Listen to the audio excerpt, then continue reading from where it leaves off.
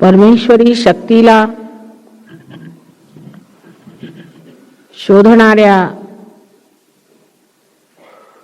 सर्व साधकांना, भाविकांना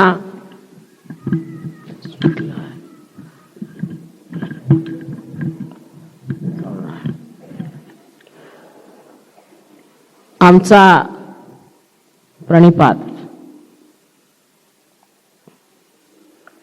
एवढ्या थोड्या वेळातच संगमनेरला सहयोगाची जी प्रगती पाहिली ते म्हणजे एक फारच मोठं समाधान आहे. कुंडलिनी शास्त्र आणि चक्रे हे एक गुप्त शास्त्र होतं. जनक राजांनी एका नचिकेताला फक्त आत्मसाक्षात्कार दिला, इंद्राला सुद्धा आत्मसाक्षात्कार घ्यावा लागला. अशी एक दोन उदाहरणे आपल्याला पूर्वकाळात मिळतात. इतिहास सुद्धा असं सांगतो की फारच कमी लोकांना आत्मसाक्षात्कार झाला होता. पण संत साधू हे वारंवार आपल्या कार्यासाठी भारतात आले, विशेषतः महाराष्ट्रात, आणि त्यांनी अनेकोपरी समजावून सांगितलं की आत्मानुभवाशिवाय तुम्हाला काहीही मिळालेलं नाही. आंधळ्याला जशी दृष्टी नसते तशीच मानवाला जोपर्यंत तो आत्म्याला प्राप्त होत नाही तोपर्यंत त्याला सत्य कळू शकत नाही, केवळ सत्य कळू शकत नाही.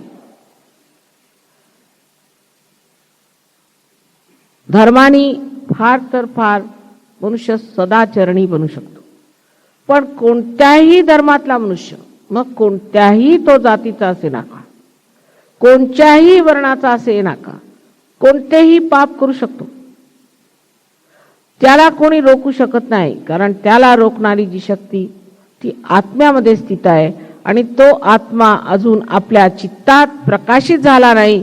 म्हणून ते सामर्थ्य माणसामध्ये नाही की ह्या पापाच्या प्रलोभनातनं तो मुक्त होईल. पण आज संगमनेरला लोक चक्रांच्या गोष्टी करत आहेत, चक्रांची नावं घेत आहेत, त्याच्यावर बसलेले देवी देवता यांच्याबद्दल लहान लहान मुलं चर्चा करत आहेत. हे पाहून माझा आनंद गगनात मावत आहे. केवढी मोठी गोष्ट आहे. जी गोष्ट एक दोन माणसाला माहित होती, जी फारच कमी लोकांनी अनुभवली, अशी आज सर्वत्र सामाजिक होऊन बसलेली आहे. सहयोगाचे अनेक फायदे आहेत, पण सर्वात मुख्य म्हणजे असे की सदाचरणाने मनुष्याला पूर्णत्व येऊ शकत नाही. आत्मानुभवाने त्याला पूर्णत्व येतं. जोपर्यंत आत्म्याचा प्रकाश आपल्या चित्तात पडत नाही तोपर्यंत आपल्याला खरं आणि खोटं ह्याचा पूर्ण अंदाज, संपूर्ण कल्पना येऊ शकत नाही.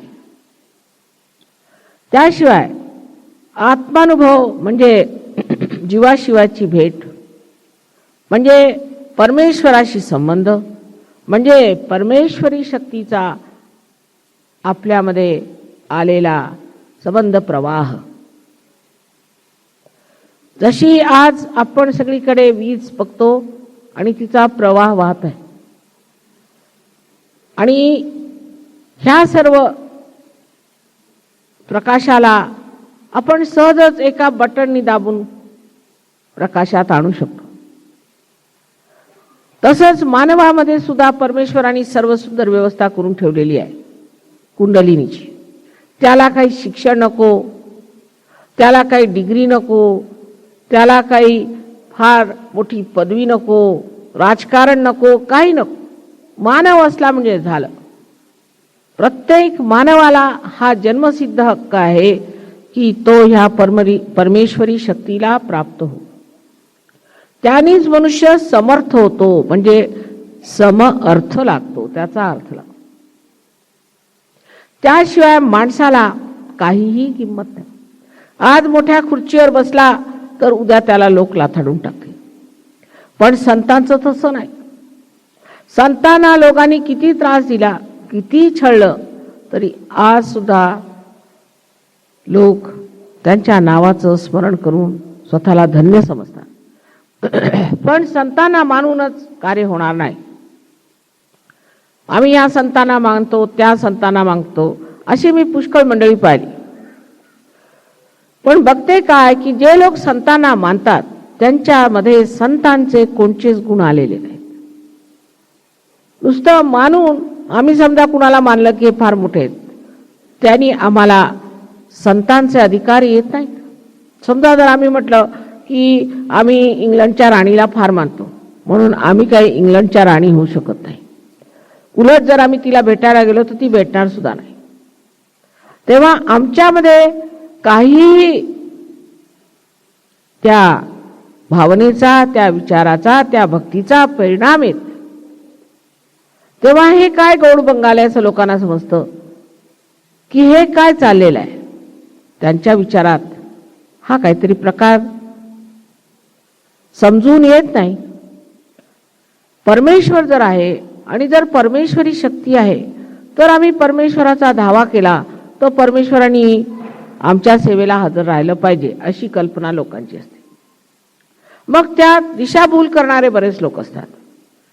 तुम्ही इतके गुरुवार करा, इतके शनिवार करा आणि वाचतील पैसे ते मला द्या, नाहीतर तुम्ही सप्ताह मांडा, अखंड भजन करा, अमुक करा, तमुक करा. अरे पण तुमचा योग झाला नाही, तुमचा संबंध झाला नाही, तुमचं कनेक्शन झालं नाही, तुम्ही टेलिफोन कुणाला करता. आत्मानुभव हा माणसाला मिळवला पाहिजे आणि मिळविता येतो, आणि तो मिळवल्याशिवाय माणूस हा अर्धवट राहू नये, त्याची पूर्ण स्थिती येणार नाही. ह्याचे अनेक फायदे आहेत.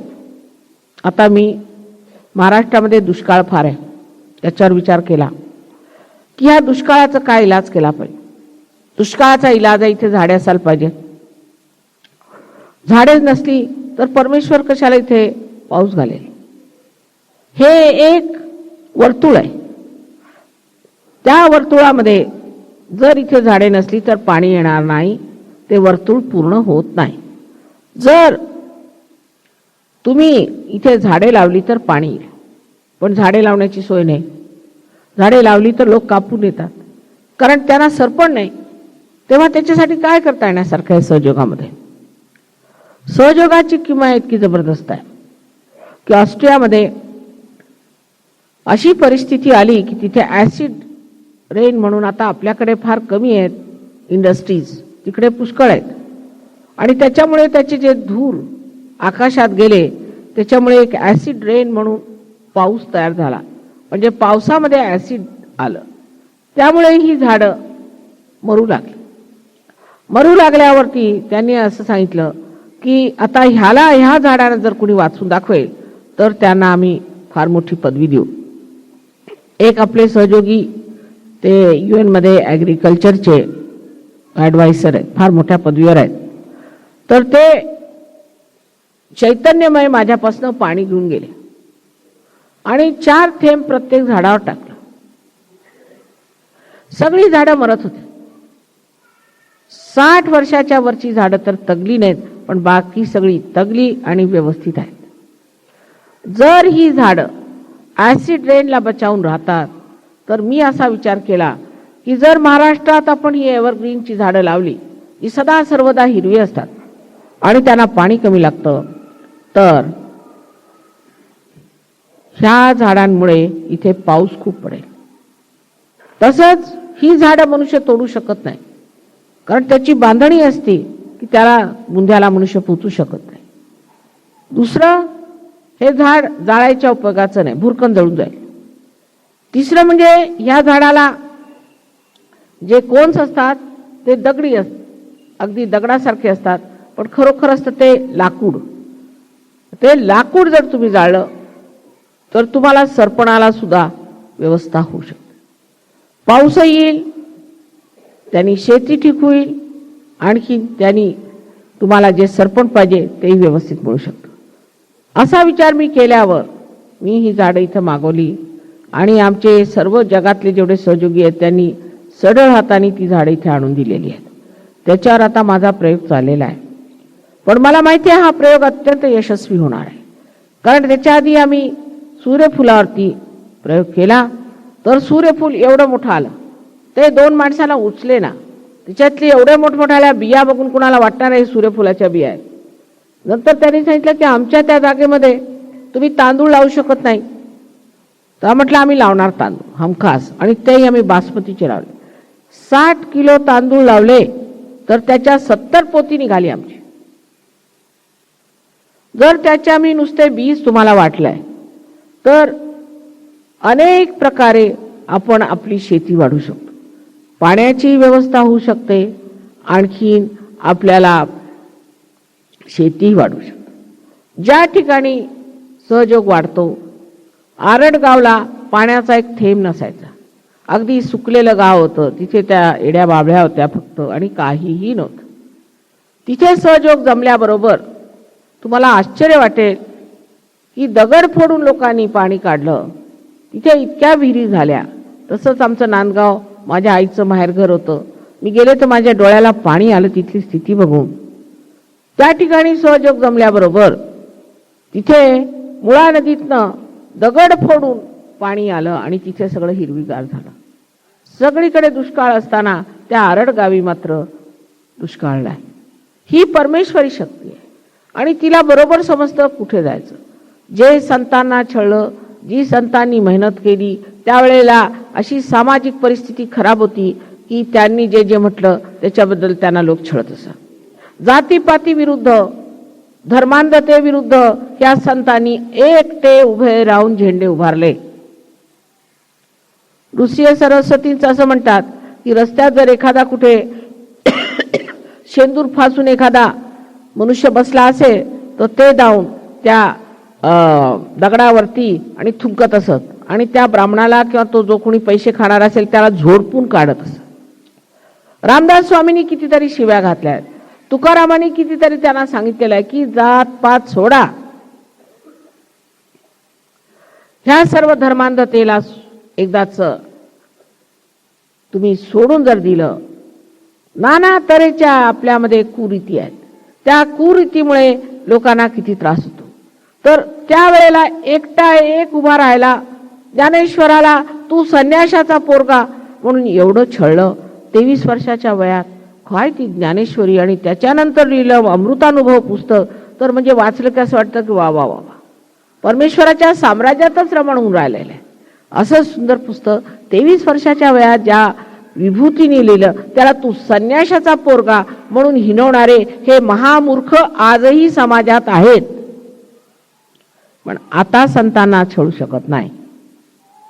आता जर का संतांवर कुणी हात उगारला किंवा त्यांच्याकडे डोळे केले तर मात्र त्यांची दुर्गत होईल.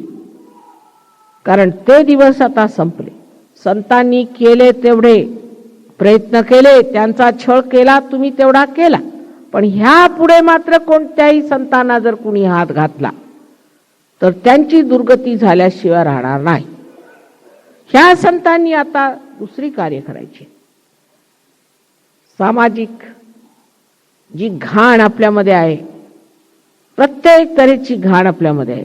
मुलींना आपण ज्या तऱ्हेने वागवतो त्यांच्यासाठी हुंडा दे, त्यांच्यासाठी वाटेल तसं त्यांच्यावरती जबरदस्ती कर, जुलूम कर. त्यामुळे ह्या देशात गरिबी आहे. यत्र नार्या पूज्यन्ते तत्र रमन्ते देवता. ज्या ठिकाणी स्त्रीला पूजले जाते ती पूजनीय असायला पाहिजे आणि तिला पूजलं पण पाहिजे, तिथेच देवतांचे रमण होते. आणि ज्या देशामध्ये बायकांना अशा रीतीने वागवण्यात येतं, म्हणजे मुसलमानांपेक्षा आपण बत्तर आहोत. काही काही गोष्टी मुसलमानांपेक्षा बत्तर. निदान मुसलमानांमध्ये जातपात नाही आणि या जातीतले जे कर्मठ लोक आहेत आणि मोठे धर्म मार्तंड म्हणतात, ते जेव्हा मुलीला काही त्रास होतो तेव्हा कुठे जातात? तेव्हा कोण उभं राहतं? ज्या घरामध्ये मुलींचा, सुनेचा, आईचा अपमान होतो त्या घरात लक्ष्मी थांबू शकत नाही. हा एक प्रकार सामाजिकतेत झाला. दुसरा म्हणजे व्यसनीपणा. व्यसन सहयोगात आल्याबरोबर सुटून जात. कालच मला फार आनंद झाला. काही मुलं आली होती, ती कॉलेजमध्ये शिकतात, त्यांना ड्रगचं व्यसन लागलं होतं आणि ते म्हणाले, माताजी सहयोगामुळे आमचं सगळं व्यसन सुटून आम्ही निर्मुक्त झालो, निसंगात. आणि इतके सुंदर गाणी म्हणून दाखवली त्यांनी, मला आश्चर्य वाटलं. उद्या तुमची मुलं मोठी होतील तेव्हा त्यांनाही व्यसन लागू शकतात, कारण परदेशी भूत इथे शिरत आहेत. हे लोक जे इथे परदेशातले आलेत हे साधू संत एका दिवसात सगळी व्यसनं सोडून उभे झाले. कमळासारखे यांच्या जीवनामध्ये सौंदर्य आलेलं आहे, ते आपल्या मुलांमध्ये येऊ शकतं, त्यांचं आयुष्य नीट होऊ शकतं. आई वडिलांचा मान आदर करणे. पण जे आई वडील दुष्टासारखे वागतात आणि मुलांना त्रास देतात, इतकंच नव्हे तर घरामध्ये क्रोध वगैरे करून आपल्या घरातल्या मुली बाळींना छळतात, त्यांना देवासारखं मानायची काही गरज नाही असं सहयोगात लिहिलेलं आहे. पण त्यांना नीट करण्याची सुद्धा व्यवस्था आहे. जर ते सहयोगात आले तर राग शांत होऊन मनुष्य आनंदात रमण करतो. राग, क्रोध ह्याच्या विरुद्ध श्रीकृष्णाने तर सुरुवातीपासूनच अस्त्र उभारलेले आहे की राग येणे किंवा क्रोध येणे हे लांछनास्पदच नाही, पण ते वाढत वाढत अत्यंत पापाच्या दृष्टीला जातं. पण ते म्हणून लेक्चर देऊन किंवा उपदेश देऊन होणार नाही. मी जर 100ला म्हटलं तुम्ही रागू नका, शांत व्हा, शांत होणार नाही. कारण शांती आपल्या हृदयात आहे. ते स्थान आपल्या हृदयातलं जोपर्यंत आपण मिळवू शकत नाही तोपर्यंत नुसत्या लेक्चरनी काय होणार नाही. लेक्चर ऐकायला बरं वाटतं, पण जेव्हा ही कुंडलिनी जागृत होते तेव्हा मनुष्य त्या शांतीमध्ये स्थित होतो. आता परदेशामध्ये पुष्कळ लोकांनी विश्व शांतीचे मोठमोठाले असे ऑर्गनायझेशन, संस्था काढलेल्या आहेत. त्या लोकांना स्वतःला शांती नाही आतमध्ये. दारुडे, पैसे खाणारे हे काय विश्वशांती देणार? विश्वशांती ही मनुष्याच्या हृदयामध्ये जेव्हा सामूहिक शांती बसेल तेव्हाच येऊ शकते. त्यासाठी आपल्या आतमध्ये हे समाधान, ही शांती आपण मिळवली पाहिजे. आज एक फार मोठी क्रांती आम्ही आरंभलेली आहे आणि महाराष्ट्रात या भागामध्ये विशेष करून श्री संतांचे एवढे कार्य आहे, त्यामुळे तुम्ही सगळे संपन्न झालात आणि तुम्ही ते प्राप्त केलेत. हे म्हणजे आम्हाला अभिनंदनीय नाही, आपल्याला अभिनंदनीय. कारण आम्हाला काहीच मिळवायचं नाही, मिळवायचं तुम्हाला आहे.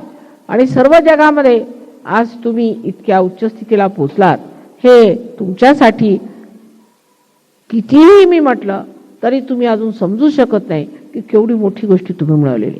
कारण ते सहजच घटित होतं. कुंडलिनी सहजच जागृत होते. तिला असे हात फिरून लहान लहान मुलं सुद्धा जागृत करू शकतात. म्हणजे काय हे एवढी शक्ती कशी आली माताजी? हे कसं मिळालं? काहीतरी आमच्यात असलंच पाहिजे, पण काय आहे ते तुम्ही ओळखावं, आम्ही सांगणार नाही. पण आत्मानुभव हा प्रत्येकाने घेतला पाहिजे. आता असं आहे की खरं सांगितलेलं लोकांना आवडत नाही, पण मी खोटं कशाला बोलू? मी तुमची आई आहे. जे तुमच्यासाठी हितकारी आहे आणि चांगलं आहे ते मी सांगणार. तुम्हाला जरी वाईट वाटलं तरी मी ते सांगणार की बाबा हे चुकीचं आहे, हा मनुष्य चुकीचा आहे. तुम्ही एकदा आपला आत्मसाक्षात्कार घ्या. आत्मसाक्षात्कार घेतल्यावरती मनुष्याला दिसू लागतं, स्वतःच कळतं. मला सांगायची गरज नाही, स्वतःच तुम्हाला कळेल की आमचं कुठे चुकलेलं आहे, कुठे नाही चुकलेलं. कारण तुमच्या हातातनं चैतन्य वाहू लागतं. हातातनं चैतन्य वाहतं आणि ह्या बोटांवर तुम्हाला कळतं की कोणचं चक्र ह्या माणसाचं धरलेलं आहे. हे जर चक्र धरलं तर हा मनुष्य हमखास ढोंगी आहे. एवढंच मी सांगणार की कोणचं चक्र धरलं ते बघा. आता सांगायचं म्हणजे आपल्याला पुष्कळशा गोष्टी माहिती नाही. रामाबद्दल, कृष्णाबद्दल, मोहम्मद साहेबबद्दल, ख्रिस्ताबद्दल ज्यांनी उठाव त्यांनी बोलाव. ह्यांना डोळे सुद्धा नाही. हे काय बोलणार? संतांनी म्हटलं तर त्याला काहीतरी मान्यता आहे, पण संत असं कधी म्हणणार नाही कारण संतांना ओळख आहे. संतांना ओळख संतांची आहे पहिल्यांदा. जो संत असेल त्यालाच ओळखतील, जो संत नाही व्यवस्थित सांगतील हा संत नाही भामटा आहे. कारण संतांना भीती नसते, ते समर्थ आहे. पण त्यावेळेला माणसाने लक्षात घेतलं पाहिजे की आपल्याला हा त्रास कशामुळे येतो. आता आजच मला कुणी सांगत होतं की एक गृहस्थ आहेत, त्यांना हृदयविकार झाला. त्यांची बायको एका चूक अशा माणसाकडे जाते आणि त्याच्या नादी लागली, म्हणजे त्याची पूजा अर्चा करते. हा राक्षस आहे, त्या राक्षसाला ती मानते. जर ती त्या राक्षसाला गुरु मानते तर ह्याला हार्ट अटॅक येणारच. पण राक्षस आहे किंवा नाही हे बाह्यात कसं ओळखायचं, त्याच्यासाठी संतांची लक्षणं लिहून ठेवली. जो मनुष्य तुमच्याकडनं पैसे घेतो, पहिली गोष्ट तिथे तो संत नाही. सहयोगाने मात्र लक्षात ठेवलं पाहिजे की तुम्हाला चैतन्याच्या लहरी मिळाल्या आहेत. आता तुमची जाणीव परिसासारखी आहे. ती जिथे जाईल आणि जी ते म्हणेल ते तुम्ही जाणलं पाहिजे, ते मान्य केलं पाहिजे. पण सुरुवातीला विसरतात, विचार करत नाही. पूर्वीची जी पद्धत, आता हा चांगला कपडे बिपडे घालून व्यवस्थित मनुष्य आलेला आहे तर हा असलाच पाहिजे. कुणी भगवा वस्त्र घालून येऊन बसला, अलख निरंजन म्हणाला की तो मच्छिंद्रनाथ झालाच. मग तो कसा मनुष्य आहे, आता जेलमधून सुटून आला की काय वगैरे काही पाहायचं नाही. ह्या साधे भोळेपणाचा फायदा ते लोक उचलतात, पण आपण किती नुकसान उचलतो ते आपल्याला माहिती आहे. अशा लोकांपासून कितीतरी विकार होतात. विशेष करून आजकाल जेवढे हे विकार निघालेले आहेत, कॅन्सर वगैरे, हे सगळे ह्या दुष्ट लोकांच्यामुळे होतात. हे तुम्हाला सहयोगात आल्यावर कळेल. तुम्हाला डॉक्टर व्हायची गरज नाही, तुम्हाला डिग्री घ्यायची गरज नाही. एकदा तुमची कुंडलिनी जागृत झाली की तुम्हाला बरोबर कळेल ह्या माणसाचं कोणचं चक्र धरलेलं आहे आणि ह्याला कोणचा त्रास आहे. फक्त एवढं शिकायचं आहे ठीक कसं करायचं. प्रत्येक मनुष्य, प्रत्येक मुलगा, प्रत्येक मुलगी, प्रत्येक बाई, सगळेजण गुरु पदाला जाऊ शकतात.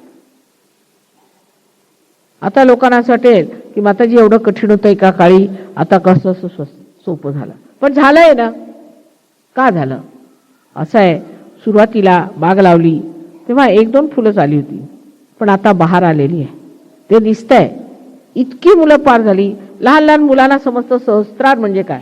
पूर्वी सहस्त्रार कशाशी खातात जर कुणाला विचारलं असतं तर आमचे खापरपणजे किंवा आमचे आजोबा किंवा अशा लोकांना जर विचारलं असतं म्हणजे काय बुवा हे आहे काय सहस्त्रार, आम्हाला काय माहिती. पण आज लहान लहान मुलांना सुद्धा सहस्त्रार काय ते माहिती आहे, कुंडलिनी काय ते माहिती आहे. कसं हे ज्ञान आलं. मी काही सगळ्यांशी बोलत नाही, कारण एकदा जर की तुमची कुंडलिनी जागृत झाली तर संबंध ज्ञान तुमच्या डोक्यात आहे.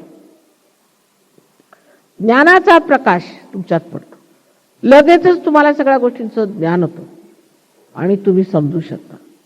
पुस्तकं वाचायला नको, त्याच्यासाठी पारायण करायला नको, उपास तपास करायला नको, गुरु शोधत फिरायला नको आणि पैसे तर मुळीच खर्च करायला नको. पण त्याचा परिणाम असा होतो की तुम्ही अत्यंत सुंदर सुवर्णासारखे स्वच्छ असे चमकून निघतात. तुमचं व्यक्तित्व विशेष होतं. आता महाराष्ट्रात मला सगळे सांगतात की माताजी इथे राजकारण फार खराब आहे. राजकारणामध्ये असे लोक आहेत काय विचारू नका. आमच्या मुलांनाही खराब करतायत, आणखीन सगळ्या तऱ्हेने फार त्रास आहे राजकारणात. पैसे कमवतात, खूप पैसे एकत्र केलेत आणि सगळ्यांना फुलतापा देतात. आता काय करावं ते समजतात. हेच राजकारण उद्या रामराज्यात येईल, हेच राजकारण उद्या चांगलं होईल. पण हे राजकारणी सहयोगात आले पाहिजेत किंवा सहयोगाने राजकारणात गेलं पाहिजे. जेव्हा ती स्थिती येईल तेव्हा तुम्हाला आश्चर्य वाटेल की सर्व जगामध्ये या भारतभूमीमध्ये सगळ्यात उत्तम असं राजकारण होऊ शकतं. पण त्यासाठी खंबीरपणाने सहयोगामध्ये जमलं पाहिजे. आपलं व्यक्तित्व सहयोगामध्ये जमवलं पाहिजे. मुलांना सांगायची काही गरज नाही, कोणालाही काही सांगायची गरज नाही. आपोआप हातामध्ये प्रकाश आल्याबरोबर मनुष्य बघतो की माझ्या हातात साप होता तर तो चटकन टाकून देईल. त्याच्या आधी तुम्ही सांगितलं बाबा तू सापाला धरून उभा आहेस, तो म्हणे नाही मी नाही. कशावर म्हणता तुम्ही, मी नाही टाकणार. त्याला प्रकाश पाहिजे. तो प्रकाश आल्याबरोबर मनुष्य एकदम टाकून. पण हे मी जरा बाह्यात सांगितलं, पण हे खरोखर म्हणजे तुमच्या नसा वाहू लागतं ते चैतन्य. त्यांनी तुमची तब्येत सुधारते, तुमच्या प्रकृत्या सुधारतात, तुम्हाला रोग होत नाहीत, तुमचे सामाजिक प्रश्न सुटतात, कौटुंबिक प्रश्न सुटतात. इतकंच नव्हे, तुमचे लक्ष्मीचे तत्व जागृत होऊन ती लक्ष्मी तुमच्यामध्ये बसते आणि तिची जी काही किमया सुरू होते. तुम्हाला आश्चर्य वाटेल की आज जे कोणी मोठमोठाले इंडस्ट्रीज सहयोगी आहेत त्यांचं नाव जगभर पसरलेलं आहे. प्रत्येक ह्याच्यामध्ये शेतीमध्ये इतकं उत्पादन होईल की तुम्हाला आश्चर्य वाटेल झाला कसा चमत्कार. प्रत्येक ह्याच्यामध्ये ही दैवी लीला आहे आणि ही दैवी लीला आणि देवाची जी काही किमया आहे ती तुमच्या हातातून घटित होते. फक्त तुम्हाला थोडं जाणलं पाहिजे की ही शक्ती कशी वापरायची. ही शक्ती तुम्ही वाईट कामासाठी वापरू शकत नाही. जर तुम्ही एकतर इच्छाच होणार नाही आणि जर चुकून माकून झालीच तर ही शक्ती तुमच्यातून निघून जाईल. वाईट कार्यासाठी, कुणाचं वाईट करण्यासाठी ही शक्ती नाही. कोणी तुमचा दुश्मन असो, तुम्हाला कोणी त्रास देणार मनुष्य आहे त्याला परमेश्वर बघून येईल, पण तुम्हाला काहीही करावं लागणार नाही. तुम्ही आपल्या धोपट मार्गाने राहायचं, आपल्या सत्य मार्गावर राहायचं. कोणी तुम्हाला हात लावू शकत. समृद्धी येते. आज तुम्हाला माहित असेल की इंग्लंडमध्ये कितीतरी लोकांना नोकऱ्या नाही. लाखो लोकांना नोकऱ्या नाही आहेत इंग्लंड सारख्या लहानशा देशामध्ये. पण सहयोगात कुणी आला रे आला त्याला नोकरी मिळून व्यवस्थित होतं. कितीतरी मुलं जी फर्स्ट क्लासमध्ये पास झालेली आहेत ती सगळी सहयोगी आहेत. ज्यांनी मोठमोठ्या परीक्षेमध्ये यश कमवलेलं आहे ते बहुतेक सहयोगी आहेत. प्रत्येक क्षेत्रामध्ये, मग ते सामाजिक असो, ते राजकारणी असो किंवा बौद्धिक असो, प्रत्येक क्षेत्रामध्ये असे लोक चमकून निघालेले आहेत. त्याला कारण असं नव्हे की मनुष्य हा जेव्हा आत्मसाक्षात्कारी होतो तर त्याला बडी मोठी महत्वाकांक्षा येते. मुळीच नाही, तो अत्यंत समाधान येतो. पण आतमध्ये प्रकाश आल्यामुळे त्या प्रकाशात जे काही त्याला समजतं ते काहीतरी उच्च प्रतीचं असतं. तसं पाहिलं तर संतातले किती लोक युनिव्हर्सिटीला गेले ते किंवा कॉलेजला गेले ते, पण काय काय लिहून ठेवलंय बघावं ते आश्चर्य वाटतं. काय हे काय ज्ञान. आणि हे ज्ञान सगळं खोटं आणि परमेश्वर खोटा. आणि आजकालचे जे दीड शाणे निघाले त्यांचं असं म्हणे आम्ही खरे. हे वैज्ञानिक विधान नव्हे. वैज्ञानिक माणसांनी आपलं डोकं उघडं ठेवलं पाहिजे. जोपर्यंत तुम्ही परमेश्वराबद्दल शोध केला नाही, सत्याचा शोध केला नाही, त्याच्याबद्दल माहिती मिळवली नाही, तेव्हा हे सगळं खोटं अशा भुलतापा देणाऱ्या लोकांवरती तुम्ही मुळीच विश्वास ठेवू नये. कबूल, परमेश्वराच्या नावावरती सगळा खोटेपणा करतात, परमेश्वराच्या नावावर पैसे एकत्र करतात, परमेश्वराच्या नावावरती भूत नाचवतात, देवळामध्ये भयंकर घाणेरडे प्रकार चालतात. सगळं मला कबूल असलं तरी त्यामध्ये परमेश्वर नाही हे कसं सिद्ध झालं. उलट जेवढी वस्तू चांगली असेल त्याचाच लोक फायदा उचलतात. आमच्या मुंबईला एकदा विस्कीची बाटली लोकांनी म्हटलं कशी कस्टमर न काढायची, तर गीतेची पुस्तकं लिहिली आणि ते अशी खोटी गीतेची पुस्तकं करून त्याच्यामध्ये असं बॉक्स करून त्याच्यामध्ये ते बाटली भरून ती काढली. लोकांना मग शंका आली की इंग्लंडहून कशाला गीता लिहून येते, इकडे असते तर मग त्यांनी उघडून पाहिलं त्याच्यात विस्कीच्या बाटल्या मिळाल्या. पण का? कारण गीता विशेष आहे, गीतेवर कोण शंका करणार म्हणून त्यात विस्कीची बाटली काढायची. परमेश्वर हा विशेष आहे म्हणून त्याचा उपयोग करायचा, देवळाचा उपयोग करायचा आणि त्याच्या आडपडद्यामध्ये सगळे घाणेरडे प्रकार करायचे. म्हणून परमेश्वर नाही का? असं कसं सिद्ध होतं? परमेश्वर आहे किंवा नाही हे सहयोगानंतर आम्ही विचारू, त्याच्या आधी सांगता येणार नाही. कारण आंधळ्याला कोणताही रंग सांगायचा तर त्याला काय समजणार आहे? पहिल्यांदा आत्मसाक्षात्कार हा झाला पाहिजे. हेच आमचं म्हणणं आहे. ह्याला पैसे नकोत, काही खोटे काम नको, काही नाही.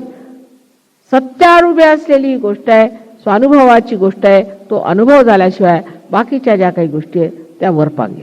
बरोबर, एकाने प्रश्न विचारला, माताजी भक्ती मार्ग तुमचं काय म्हणणं आहे? भक्ती मार्ग ही पायरी आहे.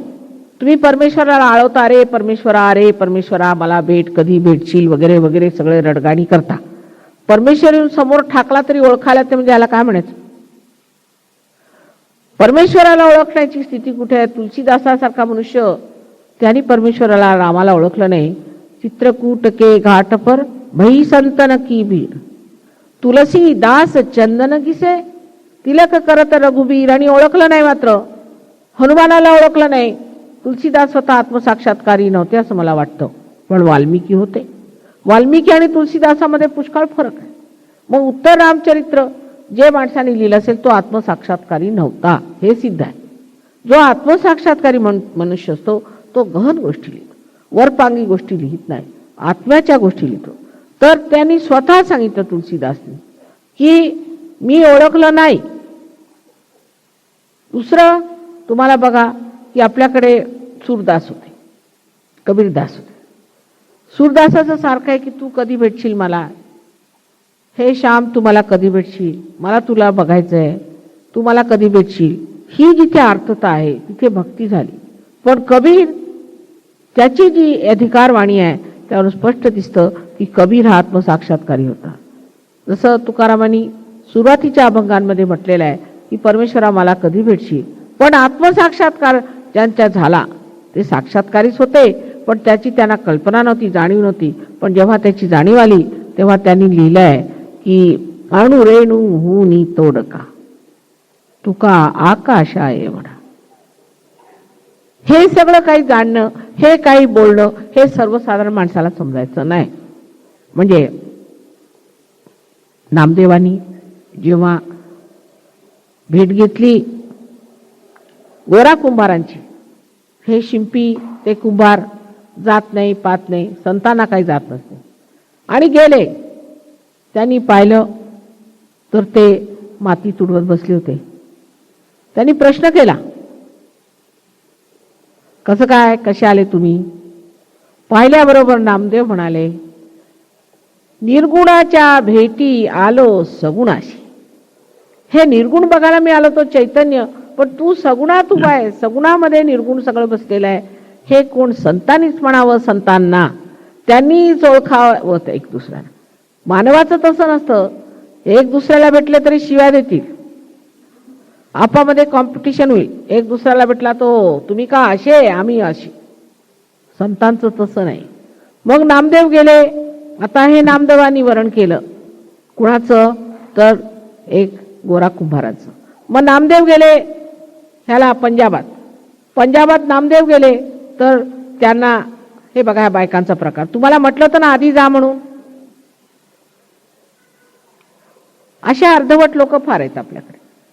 आधी म्हटलं जा तर शिस्तीत जायला पाहिजे, पण तसं नाही जायचं, मधून उठून जायचं.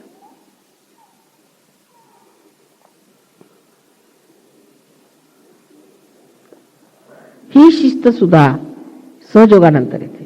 ह्या बायका जर आत्मसाक्षात्कारी असत्या तर कधीच नसत्या गेल्या, नाही तर आधी गेल्या. शिस्त आपल्याकडे नाही, कोणती वागण्याची रीत नाही. अस्त्या अवस्थ लोक आहेत. रस्त्याने पाहिलं तर सगळीकडे घाण पडलेली आहे. आपापसात शिव्या गाळ भांडणं, रस्त्यामध्ये नुसते तंटे चाललेले. हे सगळं काही आहे त्याला कारण आपल्या देशामध्ये धर्माच्या गोष्टी नाही तसं नाही, आदर्श नाही तसं नाही, पण त्या आदर्शाला आपण प्राप्त झालेले नाही, अर्धवटच होत अजून. त्या अर्धवटपणामुळे आपण असे वागतो आणि त्यातला मूर्खपणा आपल्याला दिसूनच येत नाही. कारण आपण हा मूर्खपणा करतो हे सुद्धा समजण्यासाठी प्रकाश असायला पाहिजे. तर जेव्हा नानक साहेबांच्याकडे नामदेव गेले तेव्हा त्यांना पाहून नानक साहेब उठले आणि त्यांना कडकडून मिठी मारली की कुठून आले तुम्ही एवढे मोठे संत. त्यांना बसवलं, त्यांची पाद्यपूजा केली आणि म्हणे आता नामदेवा तुला आम्ही पंजाबातनं जाऊ देणार नाही, तू आता आमच्या इथे कविता कर. ते म्हणे मला मराठी भाषा येते, हिंदी सुद्धा येते. अरे बाबा तू पंजाबी शिक, आणि तू मराठीतच लिही, आम्ही पंजाबीत लिहू. तर ग्रंथसाहेबमध्ये नामदेवांच्या कितीतरी कविता आहेत, पण आपल्याकडे तो एक शिंपी होता. शिंपी म्हणजे शिंपी होता असं असं म्हणतो आपण. नामदेवांच्या कविता ग्रंथसाहेबमध्ये शीख लोक वाचतायत. आता ह्यांचं शहाणपण काय सांगावं शिखांचं, किती इकडे नामदेवांच्या कविता वाचतायत. जनाबाईच्या सुद्धा कविता त्या ग्रंथसाहेबमध्ये आहेत. मला आश्चर्य वाटलं, मी पहिल्यांदा पंजाबात गेले तेव्हा गुरु ग्रंथसाहेब पाहिला, त्याच्यात मराठी भाषा म्हणजे मला आश्चर्य वाटलं. आणि पंजाबीमध्ये पुष्कळ मराठी शब्द वाचून पाहून मला आश्चर्य वाटलं. मग कळलं नामदेव साहेबांचं हे काम आहे. आणि ते सगळं लिहिलंय त्यांनी पंजाबी भाषेत, म्हणजे असं की लिहिण्याची लिपी पंजाबी आहे पण आहे सगळी मराठी. मराठीचे संबंध ते गुरु ग्रंथ साहेब मध्ये. आता या सिखांना कोणी सांगायचं, ते बसले अखंड पाठ, इथून सुरू झाला मंत्र त्यांचा, गुरु ग्रंथ साहेब वाचायला बसले म्हणजे एक सरदारजीने एवढं वाचलं की तो बोट ठेवून उठला की दुसरा आला, त्या बोटापासून सुरू केलं की तिसरं सुरू. तर ते काय बोलून गेले, काय म्हणाले, काय त्याचा अर्थ नाही. वाचत जायचं. मराठी असो, बंगाली असो, हिंदी असो, सगळ्यांनी वाचत जायचं. लाईन वाचायचं, अखंड पाठ. त्यांनी म्हटलंय काहे रे बन खोजन जाई, सदा निवासी सदा अलेपा तो हे संग समाई. मग म्हटलंय की पुष्प मध्य जो बास बसत है, मुकुर माही जस छाई. मुकुर म्हणजे हत्ती. तैसे ही प्रभू बसई निरंतर, घटही खोजो भाई.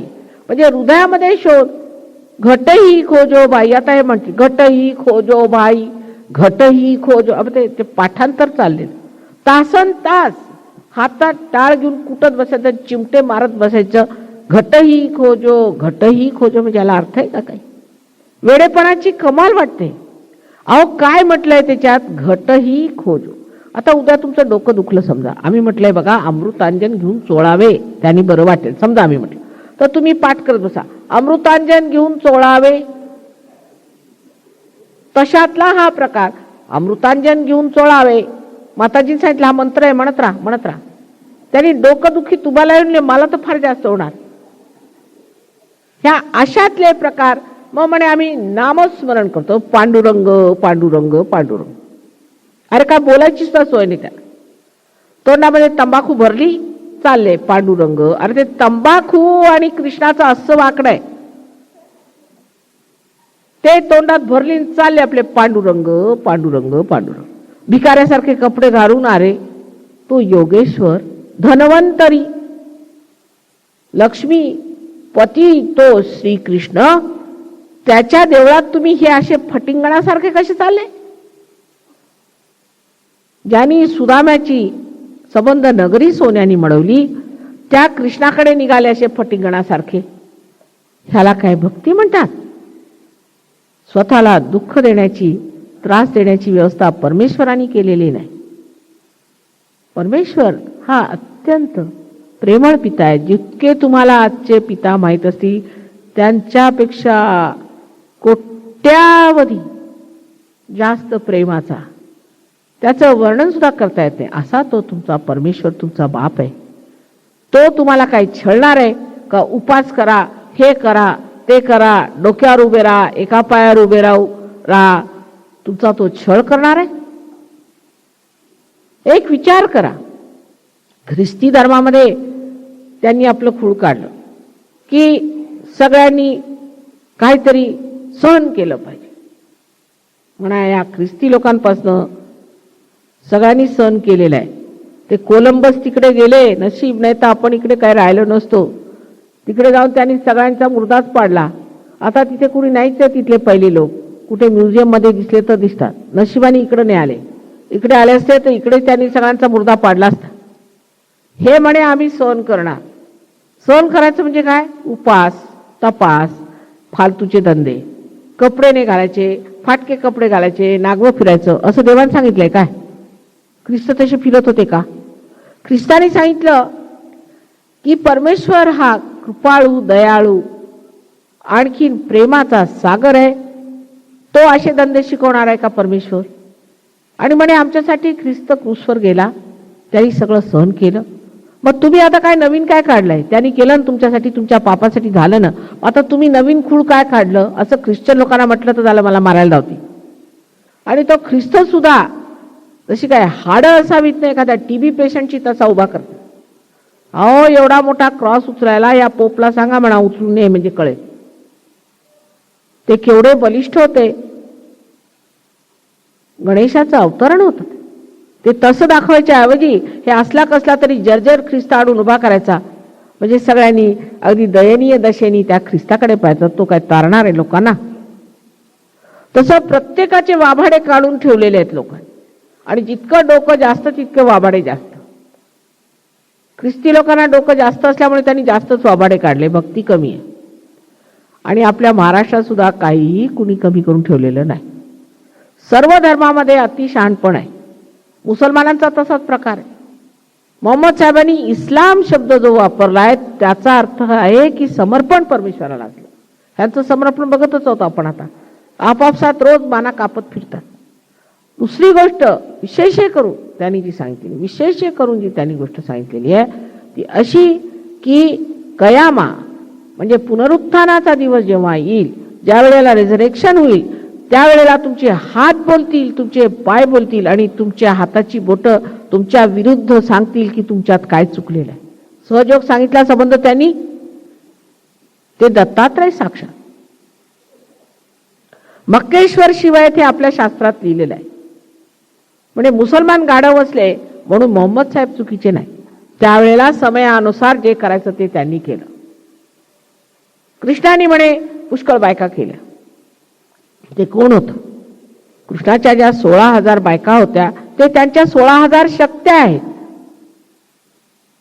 1000 सहस्राराला चक्र आहेत, 1000 आणखी विशुद्धीला 16 आणि 1000 गुणिले म्हणजे 16,000 आणि ते विराट योगेश्वर होते. आणि ह्या विराटाच्या त्या 16,000 शक्त्या होत्या. पण विराट असल्यामुळे त्यांच्या ज्या 5 पत्न्या होत्या त्या कोण होत्या? त्या शक्त्या होत्या 5, ज्याला आपण म्हणू की पंचमहाभूतांच्या ह्या 5 शक्त्या त्यावेळेला त्यांच्या पत्नी स्वरूप राहिल्या. राधा ही त्यांची जी शक्ती होती, रा म्हणजे जिनी ज्याला आपण म्हणू ऊर्जा शक्ती, धा म्हणजे जिनी धारण केलेलं आहे अशी ती जी राधा होती ती महालक्ष्मी स्वरूप होती. महालक्ष्मी म्हणजे काय तर महालक्ष्मी तत्वानी मनुष्याचं उत्थान होतं. आज अमिबापासून आपण माणसं झालो त्या महालक्ष्मी तत्वामुळे, आणि आज ह्या माणसापासून आपण संत होऊ, मोठे होऊ, ते सुद्धा त्या महालक्ष्मी तत्वामुळे. कोणीही तुम्ही संन्यास घ्या असा कुठेही आग्रह केलेला नाही. उलट प्रत्येक ठिकाणी ह्याच्या लग्नाला गेले, रामानी लग्न केलं, कृष्णाने लग्न केलं, सगळ्यांनी लग्न केलं, पण तुम्ही सगळे संन्यासी व्हा आणि आम्हाला पैसे भरा. संसार सोडून पळवाद हा सुद्धा एक दुसरा मूर्खपणा आहे. सहयोगामध्ये लग्नाचे मंगल कार्य आम्ही करत असतो. कितीतरी मुली आपल्या महाराष्ट्रात अशा आहेत, त्यांना घरातनं काढून टाकलं, वैधव्य आलं, हुंडा नाही, मुलीची लग्न होत नाही, पुष्कळ वय झालं तरी त्रासात आहेत बिचाऱ्या. अशा मुलींची लग्न आम्ही व्यवस्थित बाहेर करून दिली आणि त्या फार सुखात आहेत आणि आनंदात आहेत. तुमच्या संगमनेरच्या पण काही मुली आहेत. तसेच ज्या मुलांना इथे नोकऱ्या नाही आणि जी मुलांची इच्छा आहे की आम्ही बाहेर जावं, त्यांची लग्न बाहेर करून दिली, तेही सुखात आहेत आणि आनंदात आहेत. प्रत्येकाला हे लक्षात घेतलं पाहिजे की आपण नुसतं संगमनेर बसून आणि आम्ही संगमनेरी आहोत, मग आम्ही राहुरीकर आहोत, अशा लहान संकुचित वृत्तीने तुम्ही आजच्या आधुनिक काळात राहिला तर तुमचं काहीही होणार. आम्ही सगळ्या विश्वातला एक अंग प्रत्यंग आहोत. सगळ्या विश्वामध्ये आमचं स्थान आहे हे सहयोगात आल्यावर कळतं. कुठेही सहयोगी भेटला तुम्हाला, मग तो कोणत्याही देशाचा असेना, तुम्ही कोणीही असेनात का, कुठलेही असेनात का, सर्वसाधारण असेनात का, तो कडकडून तुम्हाला मिठी मारेल, अरे माझा भाऊ तू कुठे गेला होता.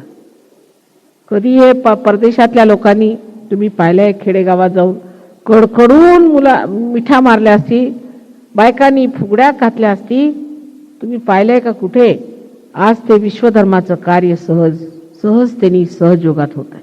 सहजतेने हे आले तुमच्या दर्शनाला, हे तुम्हाला भेटायला आले, ते तुमच्याच पातळीवर. उलट ते समजतात की हिंदुस्थानी मनुष्य म्हणजे फार उच्च प्रतीचा, असं त्यांची कल्पना आहे.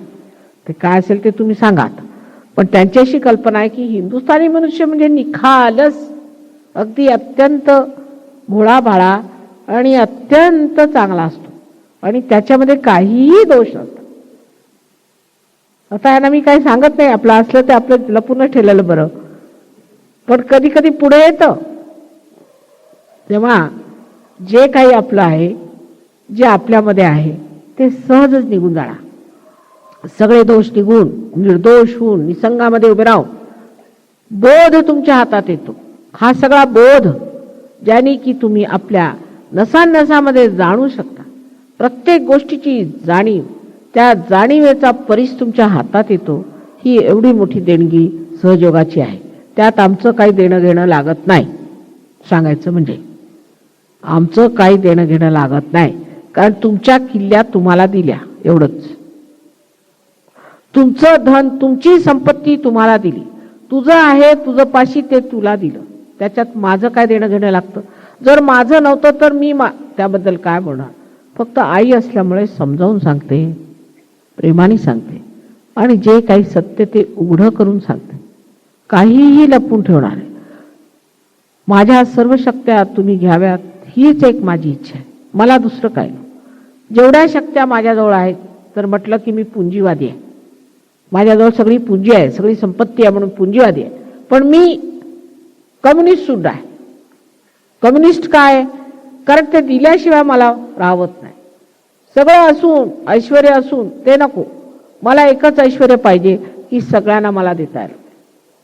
मी माझ्या वडिलांना सांगायचे की मी मोठी झाले म्हणजे किती जगामध्ये लोक ती, पण ते काय सांगता येत नाही. पण तरी म्हटलं, जरी आकाशातले जितके तारे असतील तरी सगळ्यांची माझी भेट झाली तर बरं होईल, अशी एक इच्छा मला असायची. आणि आज ते आपल्यामध्ये बघून मला फार आनंद झाला. आपण सगळी इथे आला. आता आपली संपत्ती, आपली समृद्धी आपण मिळवून घ्या. त्यात शंका कुशंका काढत बसू नका. शंका कुशंका काढण्याची वेळ गेली. आता ते मिळवून घ्या. तुमच्या मुलांचं आणि तुमचं भलं करून घ्या. सर्व दृष्टीने तुमचं भलं होईल, उत्तमोत्तम होईल.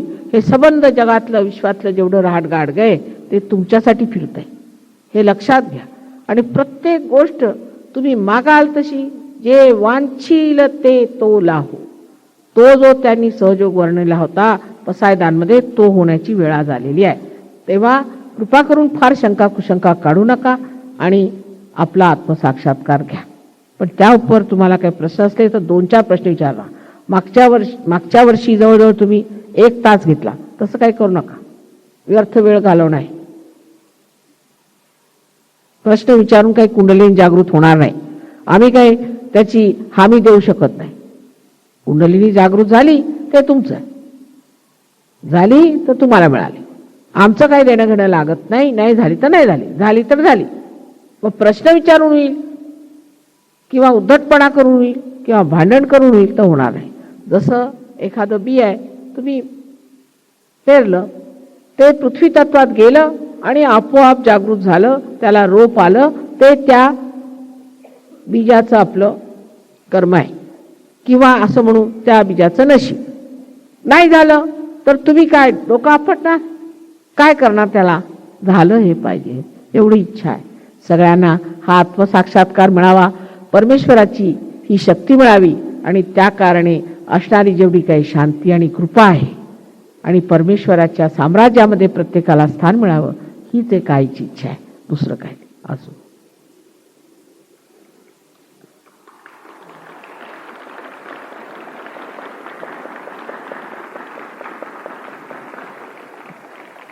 आता असले प्रश्न तर विचारा.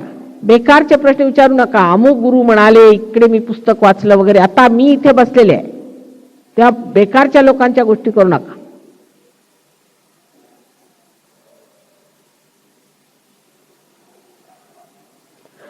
मी समोर बसले असताना, मी आज जिवंत असताना जे पाहिजे ते मागून घ्या. मग नंतर देवळं बांधत बसाल, त्याचा काय उपयोग? तुमचं देऊळ बांधायचंय मला, दुसरी काही देवळं नको.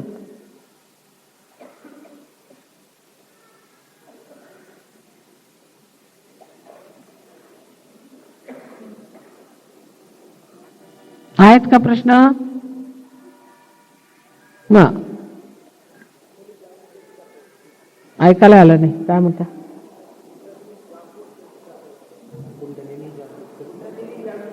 हो, ते करणार मी. मला फार छान प्रश्न विचारला. तेच तर मी करणार आहे, ते करणार. सहजच होणार आहे सगळं. ते फार छान प्रश्न आहे आणि साधक आहात तुम्ही. वा, असा प्रश्न विचारला सुरुवातीला म्हणजे फार मोठी गोष्ट. मग सगळ्यांना पाहिजे ना जागृती? हा, घ्या, सोपं काम आहे. आधी दोन्ही हात माझ्याकडे असे करायचे, सद. पायात जोडे असतील तर काढून ठेवा. जमिनीवर बसले ते बरं आहे.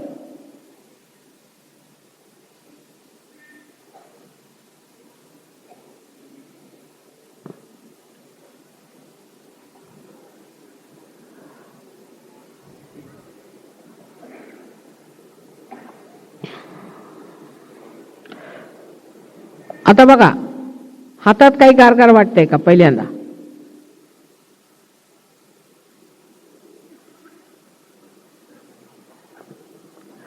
माझ्याकडे बघताना विचार करू नका, विचार नाही करायचा.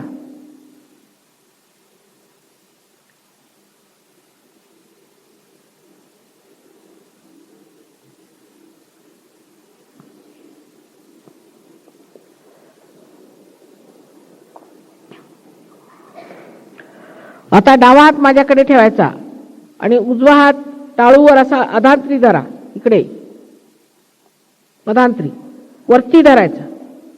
आता बघा, गार वाटतंय का डोक्यातनं? वाटून राहिलाय?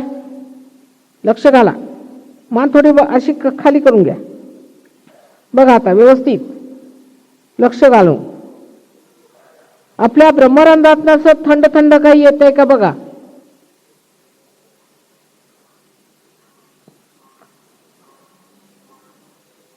आता उजवा हात माझ्याकडे करा आणि डावा हात. आता बघा मधांतरी बघा येत आहे का?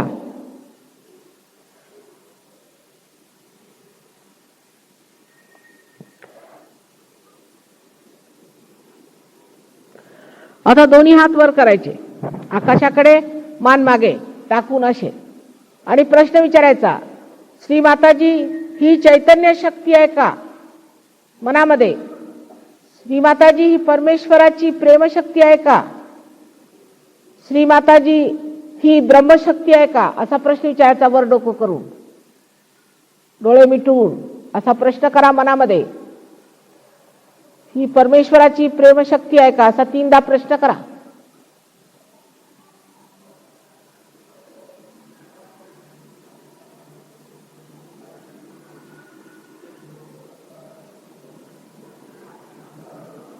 हा, आता हात खाली करा. आता बघा हातात येते का? आहे? येत असलं तर हो म्हणायचं. ज्यांना येत असलं त्यांनी हो म्हणायचं. हातात गार वाटतंय? थंड थंड वाटतंय? डोक्यात नाही येतंय थंड? परत बघा डोक्याला, डोकं असं खाली, परत बघा, स्वतः बघायचं, शंका करायची नाही स्वतःबद्दल.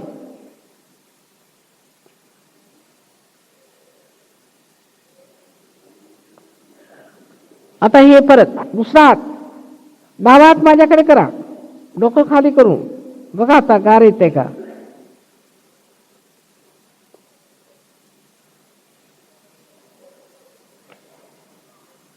हा, वाटतंय ना गार?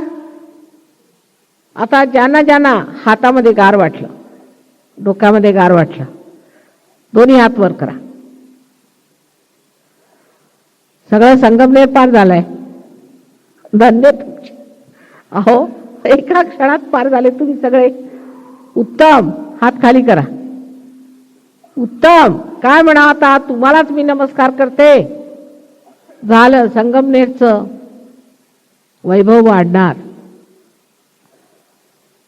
कमालीचे लोक आहात तुम्ही, कमालीचे लोक आहात.